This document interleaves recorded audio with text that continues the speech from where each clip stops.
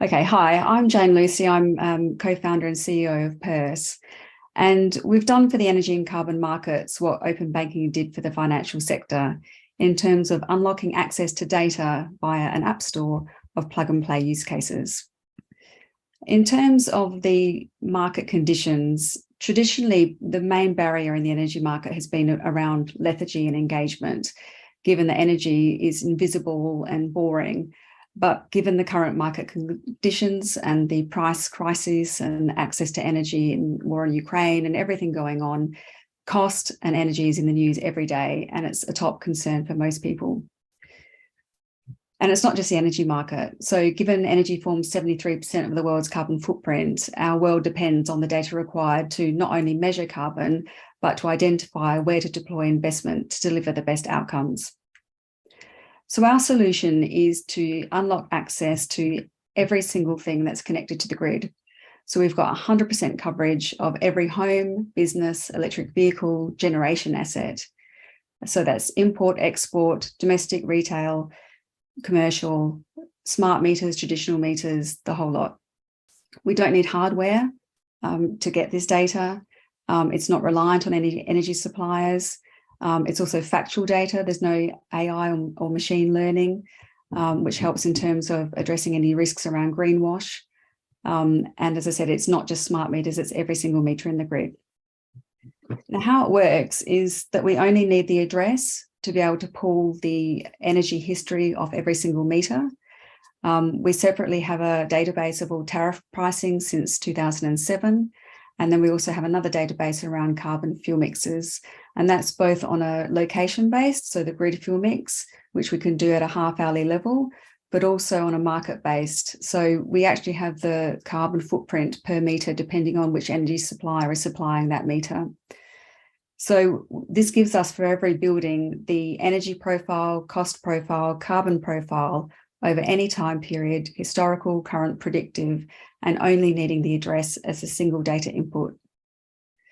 We've got a similar solution for vehicles as well, and that's not just electric vehicles, but also petrol and diesel. Again, we only require a very simple data input in terms of the vehicle registration mark, and from there we pull the make, model, fuel type, energy capacity, mileage, to again have that same energy cost and carbon profile. And that's again for every vehicle in Britain. So what this gives us is a massive opportunity in terms of an enormous data lake. We've already got over 2 billion data points and counting. There are over 100 use cases for our data. We're able to sell in multiple verticals. There's hundreds of customers for each use case. And fundamentally, our solution enables us to monetize the same data again and again. And the energy and carbon markets just in the UK alone are reached in the several billion pounds a year. In terms of our USPs, we're not in the business of selling raw data. We've created our own unique IP in a variety of use cases that we've built. Plus, there's two other unique IP areas of our solution. Firstly, in relation to the creation of granular customer profiles. And secondly, in relation to a recommendation engine for relevant products and services that can be done in an instantly personalized basis. Our business model is twofold. Firstly, we have a PaaS model where customers can ingest our APIs and they pay a platform fee and a per API call. And secondly, we've got a SaaS model for customers that don't have the tech resource to ingest APIs, and instead we give them a user interface and app store. But both are powered by the same technology solution. So the user interfaces are simply a layer on top of the same APIs. Meaning, 1 minute warning. Meaning we can monetize the same data again and again, being a high margin business. So we've got line of sight for the 1 million ARR milestone at the end of this year and are set to be profitable in Q1 of next. We've got 5 verticals that we're focused on. We are revenue generating and scaling in the energy, financial and property sectors so far. Insurance and transport are new verticals that we wish to add to our focus next year. Banks are a great ideal customer for us if you think about them in the context of their mortgage portfolio, because they own those buildings. They form part of their mandatory scope 1 and 2 emissions, but there's no way they can get hold of the data. There's no way they can get their customers to consent to give them access. But we've had industry approval to be able to get this data for them without needing consent. All they need to do is give us a list of their addresses in their portfolio, and we can give them back the market-based and location-based footprints. Plus, we can identify customers who have a high propensity to respond to a green loan. Our team is very experienced with... Your time is up. I'm sorry, Jane. How much are you guys raising? So we're looking at raising between £1 to £3 million, primarily to expand our sales team. Our sales to date have been founder-led. So as I mentioned, we've got lots of opportunity to go deeper in the financial and property verticals, as well as expand to transport and insurance. We've also landed some high-profile partnerships in the last couple of months, where they give us access to millions and millions of customers. So there's also bandwidth that we need to make sure that we can monetize those relationships. And in terms of monetizing those relationships, how do you plan to do that? You have all of this data. Is it a sales team? Is it direct sales? How do you start to make that happen? And as a second question, do you have any worries that once you start to monetize the data and monetize it effectively, the data may no longer be freely accessible to you guys? No. So dealing with the first question, our solutions are all automated and scalable. So in terms of monetizing the customer bases, so often, we get access to them through the carbon reporting, but then very quickly our customer wants to be able to help bring their customers on their net zero journey with them. So that's where our recommendation engine and our consumer profiles come into play, because we can recognize customers that will have the propensity to engage in something. So for instance, which building has a roof suitable for solar? They don't already have solar panels there, but they have an EV there. So again, they might be more driven to want to get solar panels. And then with our recommendation engine, we can instantly personalize that green loan to install solar panels based on their actual current usage and their actual current costs. So we know how much energy they'll use with the solar panels and what the different cost basis will be for their energy bills as a result of installing them. So that then gives them an instantly personalized business case for that loan. And then we have the data to be able to prove the outcomes of those solar panel installation, to show to both the customer and the bank exactly what cost and carbon savings were delivered. In terms of the risk of the data not being accessible anymore, there's been sort of two key drivers to unlock access. One has been an order by the Competition and Markets Authority in the UK. So to withdraw access would be in breach of competition law. And secondly, we've also been able to unlock access to additional data through the requirement to transition to net zero. So it would be impossible for us to properly make all the plans, invest the capital where it's needed to transition without this data, and no one wants to be seen to be the person blocking that happening. Okay, the guilt trip card. And in terms of expanding, is the plan just to dominate Europe and have a 1984 of energy, or do you want to expand outward as well? Yeah, both. I think the next 12 months will be focused on what we can do in the UK, because we've got such big traction. So for instance, all the banks are signed up to a standard called PCAF in terms of for their carbon reporting, and PCAF has rated our data as gold standard. So that's helping us get traction with the banks very quickly.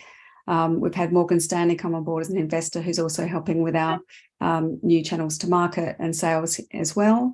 But my co-founder, Vikesh, was the head of utilities for EMEA for Wipro, and also has relationships in the States as well. So this funding will also enable us to properly finish our scoping out exercise for expansion opportunities. But our scoping already shows that it will take us between sort of 3 to 6 months per new territory, because the technology is being built like an open banking standard in terms of it's the same application regardless of where it will operate. It's just simply that there'll be a couple of different plugins for the meter specific data in different countries. And will it be that easy to get the meter specific data in different countries? Is that regulated as well? Some of it is, but so again, Vikesh, because he's worked with a lot of the market participants in lots of different countries, he's also got the commercial relationships to negotiate access. And again, he's validated that with a number of the entrants he's worked with previously. And then on top of Vikesh's sort of knowledge base and commercial relationships, then I'm a lawyer. And so I bring into play, being able to have the legal arguments to unlock access to data, and particularly for new use cases, and particularly where we're able to obtain data without needing consent, for instance. Understood. Thank you for sharing. Thanks for the awesome presentation. Sara? What do you see as the largest barrier to kind of expand to a highly regulated market like Germany? I think because of the net zero angle to all of this, obviously Germany is very liberal and would be one of the least countries wanting to be seen to be acting against helping that transition happen. So I think actually Germany as a country would be quite receptive. And then more very regulated in terms of data. So Germans are like this. They use Facebook all day, but then they scream when they have to use COVID tracing app. Sure, I think there's an education piece about understanding what data is actually being shared and what it does or doesn't reveal about you. So when we're obtaining data under legitimate consent, it's aggregated data. So if you think, that bank example of their mortgage portfolio, it's showing the carbon footprint of that entire portfolio, and that can be like 1.5 million properties. So I don't think any individual customer would be worried about their privacy being breached in that kind of example. Even if it's a smaller volume of buildings, it's not the kind of data, that you see sort of in the news about being able to see your occupancy patterns and, security risks and things like that. That sort of data would never be accessed unless there was consent for a particular purpose. Thank you so much, Jane. I was thinking you already touched upon like the recommendations you can give out to reach like the net zero path. To what extent can you personalize those recommendations, and also how much of this can you actually productize, and how much is then again like more of like, let's say, consulting work? So the personalization is built into our solution. So we never look at making a recommendation until we have that building's data. So the recommendation is happening when the customers opt in, consent to receive that personalized product service message. So for instance, if they are wanting to renew their mortgage with their bank, and the bank's saying, well, actually that we've got a new green mortgage product where you can get lower interest rates if you install certain low carbon measures, would you like to get a quote for that? They say yes, and then we can, as I said, instantly personalize what measures would be appropriate to their home, be it retrofit insulation or solar panels, battery, electric vehicle, heat pumps, and give them that business model and the energy efficiency that is ties back to their actual consumption patterns and current cost and current supplier and so forth. And then I'm not sure if I fully understood it, but what would you say is like your key USP in accessing the data? I mean, you mentioned like your legal background and your co-founder's commercial background, I believe, but like, what's the hard to copy part of it? It's the unique IP that we've built around the customer profiles and the recommendation engine. So in terms of the energy market, as an example, in the domestic sector, the whole energy industry operates assuming that people are either one of two profiles, the only difference being whether or not you've got economy 7 overnight electric storage heating. That is it.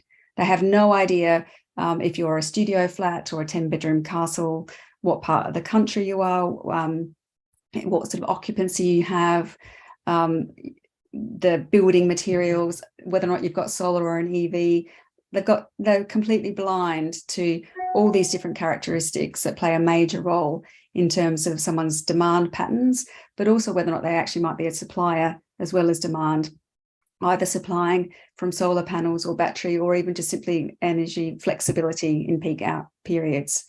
So, that rich data set that we're building up there in terms of better understanding different household types, different business types, and again, within those profiles, having not just the energy patterns, but also the cost and the carbon elements to those profiles as well is new. No one's been able to do that before.